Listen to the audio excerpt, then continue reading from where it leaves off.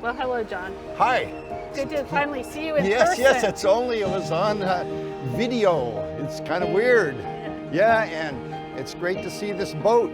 52 years ago was the last time I was on, and it's still here. It's still here. We thought it was going to the junkyard, so the fact that you've saved it is amazing. Well, come on in and take another look at her.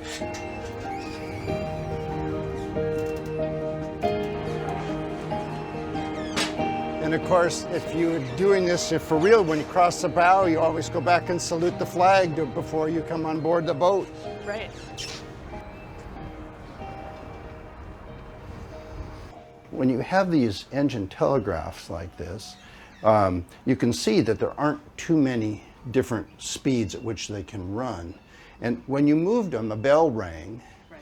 But the bell was just to tell the engineman to go over to here. So you always talk to the engineman. I mean, you ring the bell and then you say you're going to go forward, and then you can talk down to him and say, okay, we are going to need to go forward for 2 minutes, and then you can get us back into neutral or something. So most of the time I spent my time right here, navigating the ship to take the positions for where we're going to place the buoy. I mean, we had to know exactly where we were. It's not the same as the GPS you have nowadays, where it says here you are within 2 or 3 feet. I took a position with a sextants from here and using a 3-arm protractor, and the buoy is out here on the deck getting ready to be hung over into the place. Well, that's 40, 50 feet away. When you know exactly where you are on the chart, then you look to see where's the buoy, and you look to see on the chart, where did we say the buoy's supposed to be? And that was when you'd have to adjust the bow of the ship. But eventually, then I would make the decision that the buoy is going to be on station based upon where I was standing right here taking the actual position.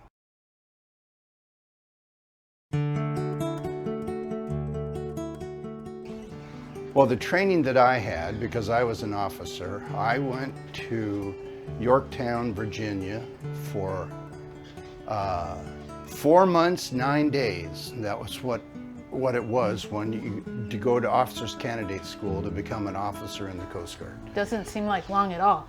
It doesn't. It doesn't. And you had to learn all the things you need to do to be an officer. You particularly have to learn how to do navigation. You had to know all the things about man overboard, or how to treat enlisted people. But most of it related to how are you going to be an officer and do the right thing. Whereas if people went to the Coast Guard Academy, they spent 4 years learning how to do that, and we spent 4 months.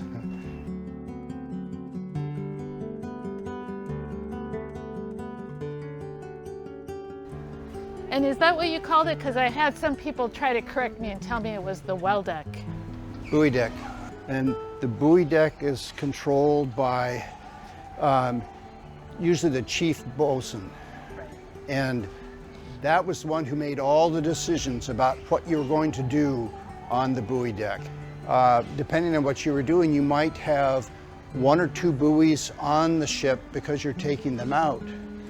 The work on the buoys was done on the shore, painting them and doing all that kind of stuff, and they'd say, here's a brand new buoy.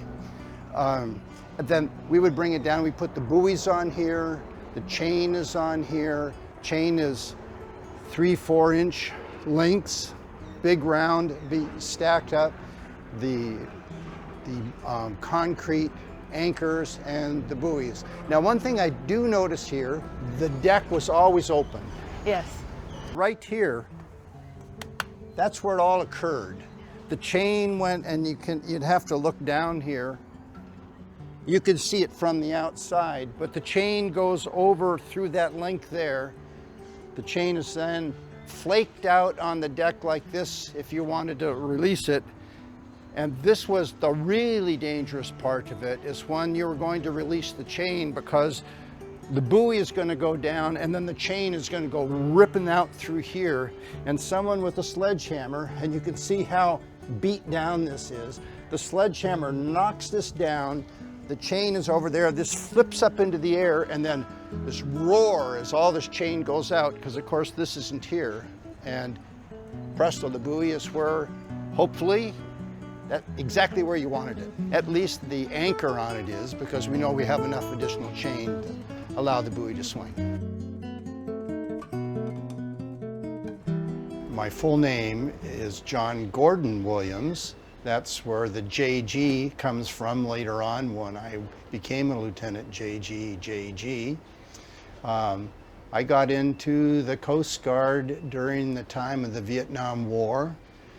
I looked into options, and one of them was to go to the sea in the Navy, but they weren't accepting any candidates for the position of officers candidate school for a year, and I thought I'll get drafted before then.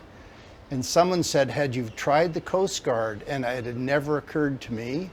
Got a hold of them, and they said, well, come on down.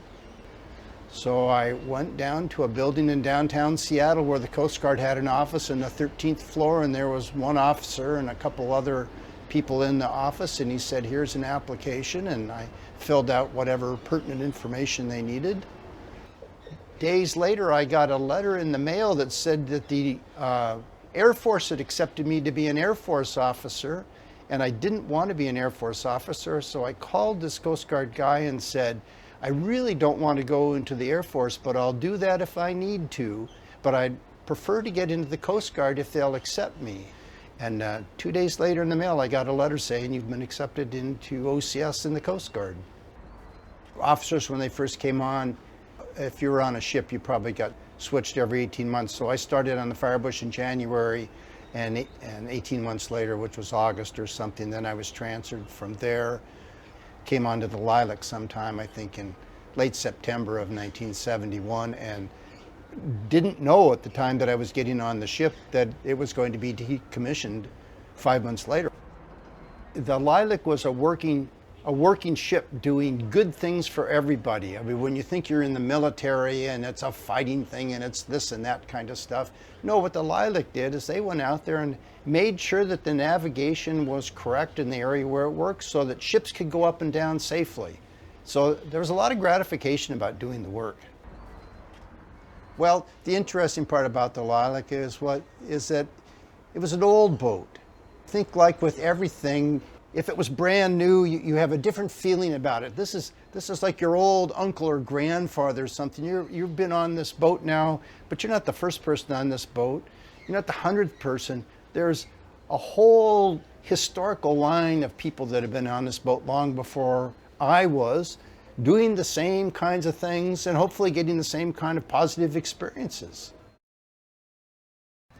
So you gave us a number of things a while back.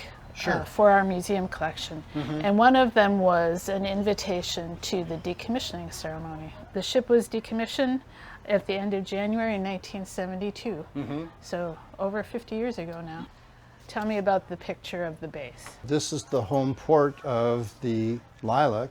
This is where we always brought it into the pier at Gloucester City. What you're seeing here is the Delaware River. This is sticking out into the Delaware River. Right. And then we have some photos of the ceremony itself. It was right here on Lilac. Here you're seeing a bunch of the other officers that were at Base Gloucester, because Base Gloucester was a large place. And not only did we decommission the boat, but this was a decommissioning ceremony, and it's a very formal ceremony. So this captain would say to them, "When I relieve you," and he would say, "I stand relieved." You also had to break the seal of the ship, right? We did. We were told that it had to be broken apart because this is no longer a Coast Guard cutter.